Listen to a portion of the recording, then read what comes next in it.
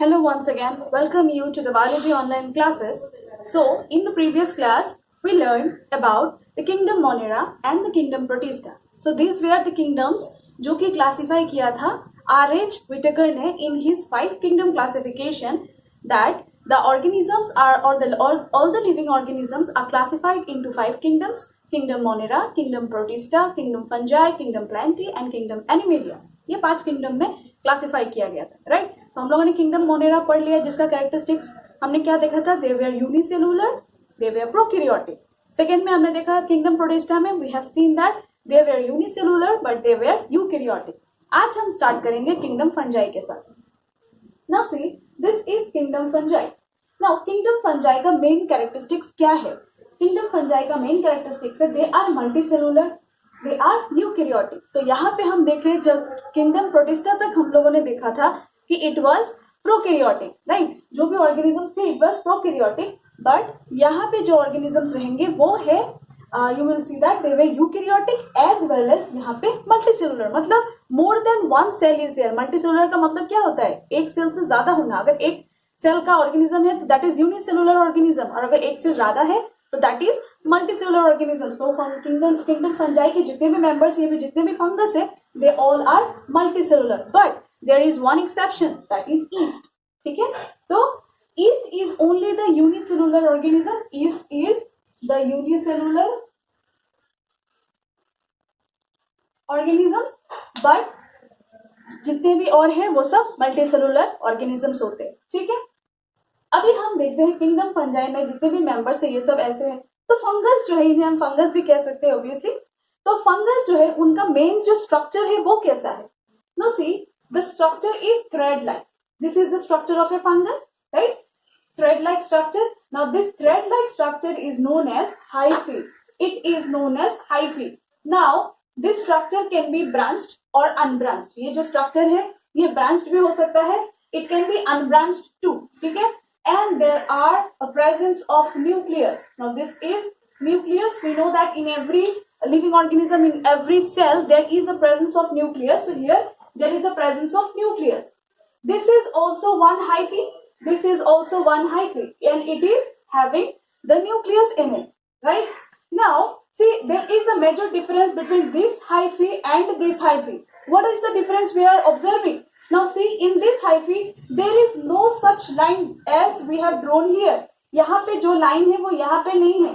That means something is different here. So that is the line which we have drawn here is known as septa, or it is known as septum. ठीक है? Or it is known as septum. तो जिसमें present होता है ये septum, तो septum होने से क्या होगा? हर एक न्यूक्लियस, हर एक कंपार्टमेंट, एक पार्टीशन हो गया, तो हर एक पार्टीशन में एक न्यूक्लियस प्रेजेंट है. सी, यहाँ पे एक न्यूक्लियस है, फिर यहाँ पे एक न्यूक्लियस है, यहाँ पे एक न्यूक्लियस. अगर हम इसको और लंबा करें तो फिर से सेप्टम होगा ऐसे करके. ठीक है? तो ये हो गया फंगस का डिफरेंशिएटिंग कैरेक्टर्स. कुछ फंगस में सेप्टा होता है और कुछ फंगस में सेप्टा नहीं होता है. ठीक है?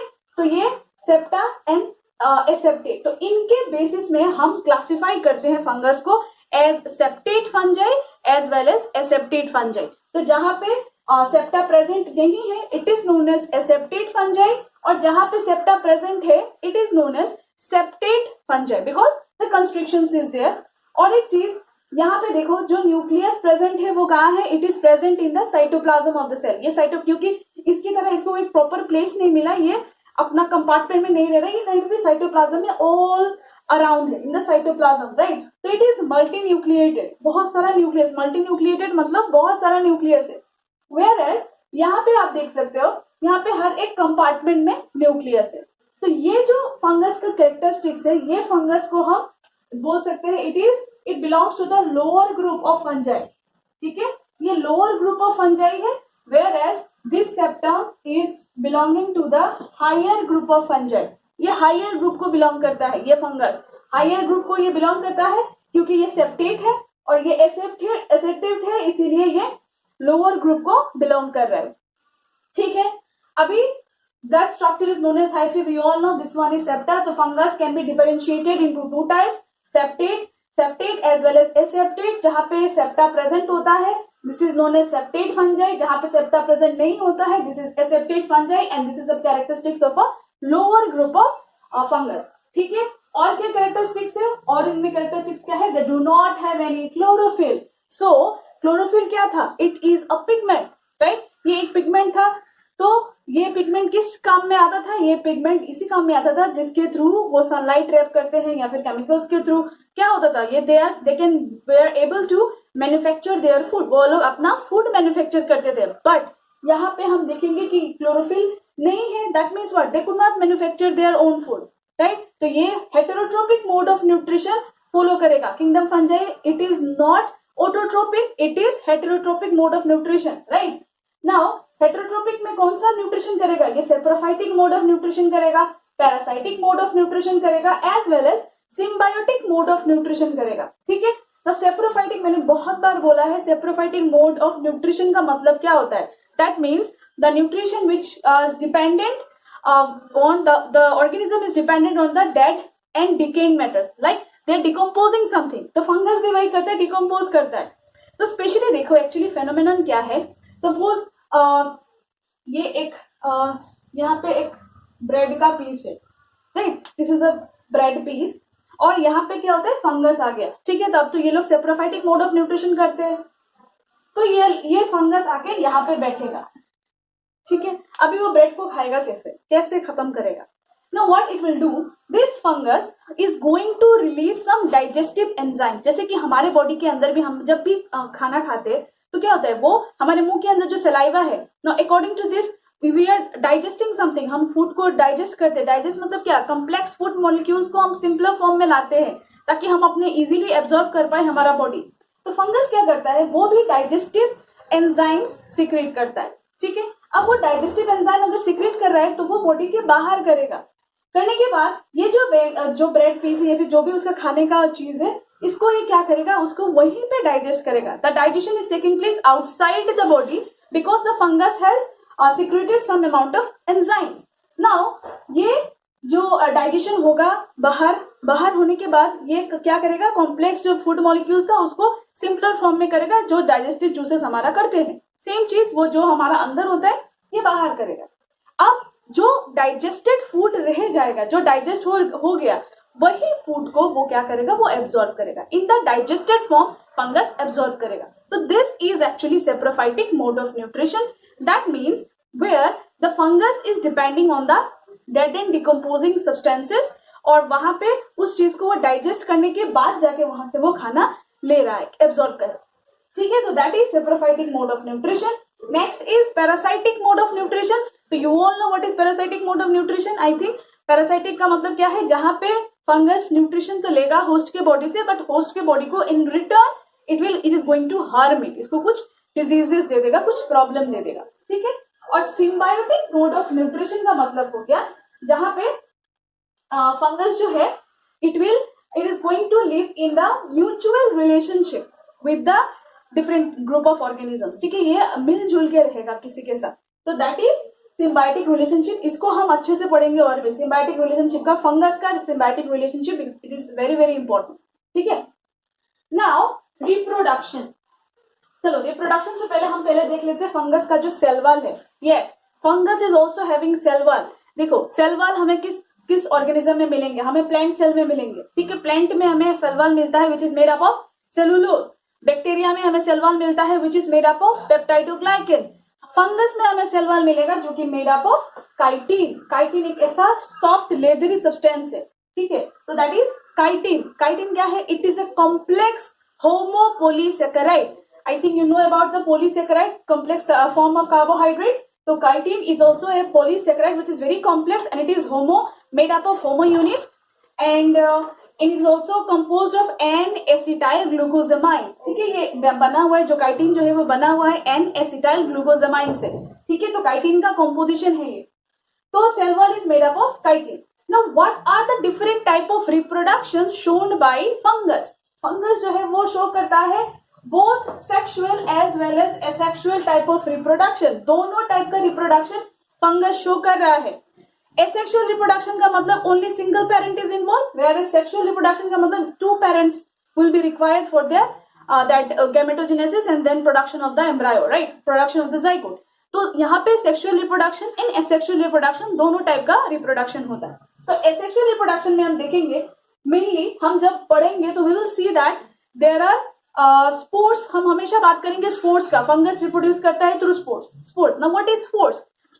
Spores are the fruiting bodies. Actually spores ही जो है जो रिप्रोडक्टिव स्ट्रक्चर से एसेक्सुअल स्ट्रक्चर से जो कि फ्रूटिंग बॉडीज है हम बोलते हैं वहीं से एक नया फंगस का जन्म होता है. ठीक है. तो देखो suppose this is the fungal hyphae. ठीक है. ये फंगल हाइफी जैसे ये था ये भी एक फंगल हाइफी है. It can be branch. तो ये ब्रांच हाइफी है. तो यहाँ पे क्या होगा ना अब जब ये रिप्रोडक्टिव स्टेज में आएगा at that time you will see an external growth in the fungal hyphae. यहाँ पे एक्सटर्नल ग्रोथ होगा. अब ये एक्सटर्नल ग्रोथ को अगर हम ऐसे देखेंगे मैच्योर फेज में देखेंगे तो it will be like this. ऐसा करके एक सैंड होगा और उसके बाद एक स्वॉलन अप होगा. ठीक है. Now this is sporangiophore. ठीक है. दिस इज स्पोरेंजियोफोर एंड इसके ये जो स्ट्रक्चर है the round one structure is known as sporangium. ठीक है. इसको हम स्पोरेंजियम कहेंगे. नाउ स्पोरेंजियम के अंदर होता है स्पोर्स. ठीक है. It is known as spores. Now अब जब वो रिप्रोडक्शन करेगा एट दैट टाइम ये जो स्पोरेंजियम है इट विल गेट रप्चर्ड. ठीक है. ये रप्चर हो जाएगा और जैसे रप्चर मतलब टूट जाएगा और जैसे ये टूटेगा ये जो स्पोर्स है वो बाहर निकल आएंगे और जैसे ये बाहर निकलेंगे it will again give rise to a new fungus. ठीक है. तो ये हो गया थ्रू स्पोर्स. ये स्पोर्स हम स्पोरेंजियोफोर्स भी बोलेंगे. कभी कभार हम ऐसे ही सेम स्ट्रक्चर से ये बट थोड़ा थोड़ा स्ट्रक्चर के डिफरेंस के कारण हम इनका नाम भी अलग करेंगे जब हम इसको फंगस को क्लासिफाई करेंगे. लाइक एस्कस बोलेंगे. कभी कभार बेसिडियो माइसेटिस बेसिडियो हम बोलेंगे. तो ऐसा बहुत सारा ऐसा स्ट्रक्चर है. But the thing is that it is asexual reproduction वो ऐसे ही करेगा थ्रू स्पोर्स. ठीक है. सेक्सुअल रिप्रोडक्शन वो कैसे करेगा? Sexual reproduction it is going to do by the help of many processes. तो एक प्रोसेस मैं बताती हूँ. It is by conjugation. अब कॉन्जुगेशन में क्या होगा? Suppose this is the fungal hyphae. ठीक. ये फंगल हाइफी है and this is the second fungal hyphae. Right. This is the first hyphae. One positive and one is negative. Positive and negative in this meaning that positive को हम ज्यादातर mail consider करते हैं. Negative को हम that female consider करते हैं. देखो फंगस में ऐसा इतना कुछ स्पेशलाइज्ड ऑर्गन तो है नहीं जिसके थ्रू हम मेल एंड फीमेल को डिफरेंशिएट कर पाए. But just assuming like that it is of positive strain and it is of negative strain. Now if it is going to do sexual reproduction it will see what it will do. It will do like this and the two strands or the two hyphae are going to come closer together each other. ठीक है. दोनों एक दूसरे के पास आएंगे. Now these are the nuclei. Obviously these are the nuclei. There also this is a septate fungus we are drawing. तो यहाँ पे भी न्यूक्लियाई है. यहाँ पे भी न्यूक्लियाई है. हर जगह पे न्यूक्लियाई है. ठीक है. Right. All the nuclei are there. Now in the third phase what it will do again we are going to draw the fungus and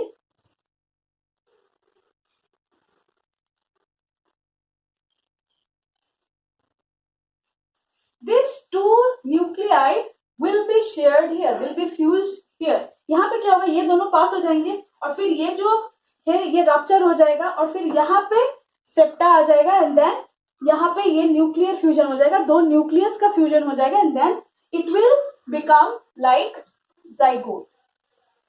ठीक है. zygote the first cell which is known as the zygote. और इसके बाद ये जो zygote है again it will become this type of structure. Suppose it is going to have this type of structure like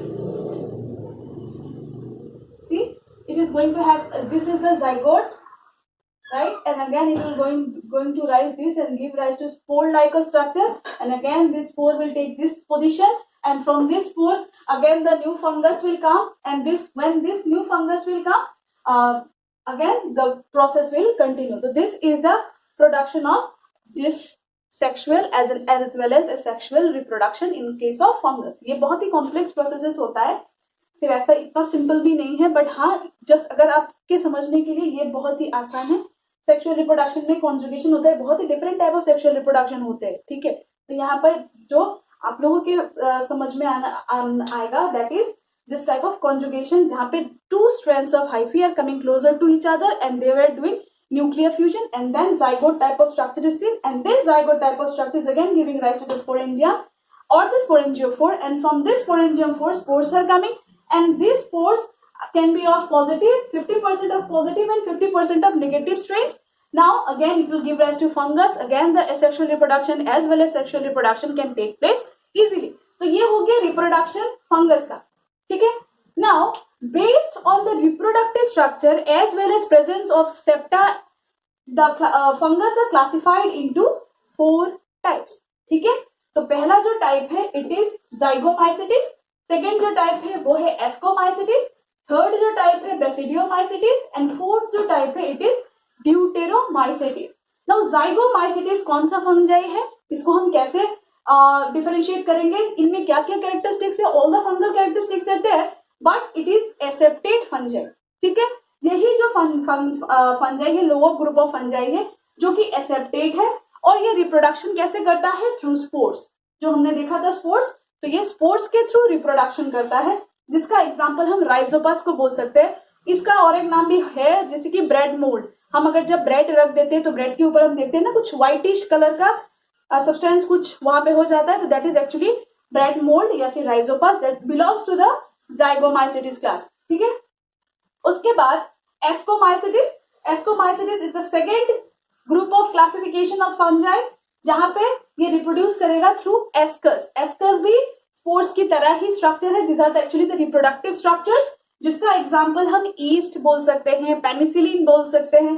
तो east देखो actually ये जब रिप्रोडक्शन करता है, हमने बोला था ये यूनिसेलुलर है, तो ये जब रिप्रोडक्शन करता है एसेक्सुअली तो ये बडिंग करता है या फिर फिशन करता है। बडिंग मतलब an outgrowth will be observe और ये फिशन करेगा मतलब 2 सेल टूट जाएगा, और सेक्सुअल रिप्रोडक्शन जब करेगा थ्रू एस्कस करेगा। इसमें और भी है like penicillin, penicillin was the fungus जहां से हमने देखा था पेनिसिलियम नोटेटम जो था, जो सबसे इंपॉर्टेंट फंगस था जिनका जिससे हमारा फर्स्ट एंटीबायोटिक जो बना वो बना था, दैट इज पेनिसिलिन। तो Penicillium notatum was the first fungus. तो आप समझ सकते हो कितना फंगस इंपॉर्टेंस, इकोनॉमिक इंपॉर्टेंस भी इसका बहुत सारा है, right. Next one is basidiomycetes, तो it is obviously a septate fungi, it is a club fungi क्योंकि ये बहुत ज्यादा अमाउंट में क्लब में प्रेजेंट होता है। एंड इसका जो एग्जाम्पल है वो है mushroom. I think you might be knowing about the mushrooms, it is edible, some are poisonous too, but mushroom is the best example of basidiomycetes. It is, yes, mushroom is a fungus, ठीक है। और ये reproduction कैसे करता है, with the help of basidium, ठीक है। This is the reproductive structures.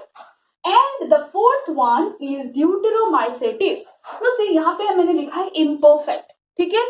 इसको हम बोलते हैं imperfect fungi या फिर हम इसको बोलते हैं fungi imperfect. Now why it is termed like this? देखो ये जो तीनों है ये एसेप्टेट है, ये सेक्सुअल एसेक्सुअल रिप्रोडक्शन करता है, ये भी सेक्सुअल एसेक्सुअल रिप्रोडक्शन करता है, ये भी सेक्सुअल एसेक्सुअल रिप्रोडक्शन करता है, ये दोनों सेप्टेट है, ये भी सेप्टेट है, ड्यूटेरोमाइसेटिस।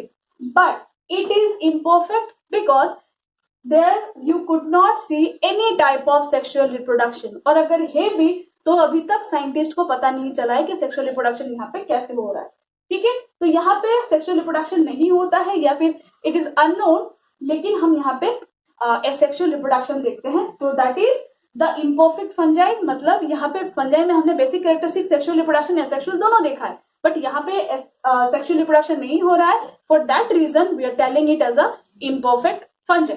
तो ये हो गया आपका फंजाई का कैरेक्टरिस्टिक्स, ठीक है। तो let's give a quick overview.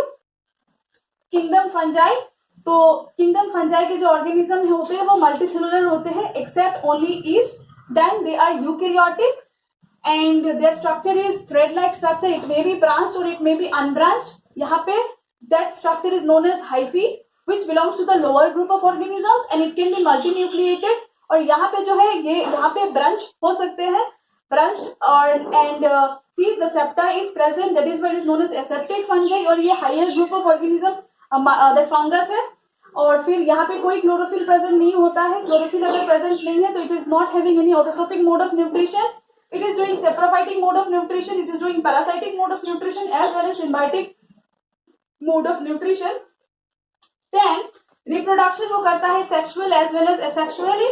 Cell wall जो है उसका मेड अप ऑफ काइटिन है। तो एसेक्सुअल रिप्रोडक्शन हम यहाँ पे कैसे देख रहे हैं? It is taking place with the help of spores. Now this sporangiopores and sporangia is there. These are the spores and spores are being released. Sexual reproduction भी कैसे करते हैं? दो fungal hyphae, they come closer of different opposite strains, male and female, or you can say positive and negative. So they are coming to closer to each other and they are forming an extension towards each other. ये दोनों एक दूसरे के साथ extend करते हैं and then they are nuclear fusion is taking place and ultimately they are going to form the zygote. तो zygote यहाँ पे हम zygomycetes में भी देख सकते हैं। तो these are actually the characteristics of asexual as well as sexual reproduction. अगर हम क्लासिफाई करें फंगस को तो क्लासिफिकेशन भी चार तरीके का है, जाइगोमाइसेटिस, एस्कोमाइसेटिस, बेसिडियोमाइसेटिस एंड ड्यूटेरोमाइसेटिस. तो जाइगोमाइसेटिस it is aseptate fungi. The fungus that example is Rhizopus. Ascomycetes, it is septate fungi. Example is yeast and it is doing reproduction by ascus. Basidiomycetes, all the mushrooms, and it is doing the basidium reproduction with the help of basidium. And deuteromycetes, it is known as the imperfect fungi because here only asexual type of reproduction is taking place, no sexual reproduction is taking place. ठीक है, तो fungi का अगर हम economic importance देखें, the economic importance is fungi can be used in the production of antibiotics, fungi can be used in the production of bread items, alcoholic items, beverages, then like Saccharomyces cerevisiae, it is also known as baker's yeast, it is also known as brewer's yeast. Then many important medicines, antibiotics are that manufactured with the help of fungus. So this is the economic importance of fungus. So that's all for today, kingdom fungi. Or next class mein we will learn about the next kingdom, about the viruses, viroids and the prions. So thank you for today.